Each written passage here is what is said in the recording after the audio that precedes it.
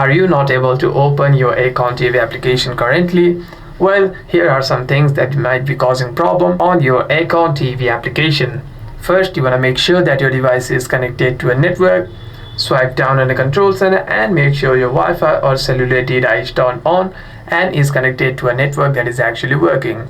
By doing so, you shouldn't face any kinds of problem regarding your internet.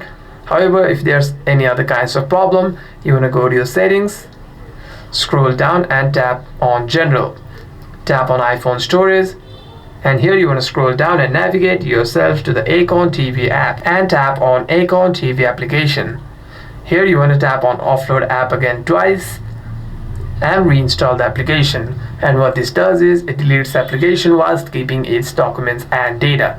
And the next time you open the app, you shouldn't be facing any kinds of problem. However, if you do face any kinds of problem after this, it might be that your device is at fault and not the app itself. So you want to make sure to restart your device once and open the app again. Hope this video was helpful, and if you have any further questions, make sure to leave a comment down below.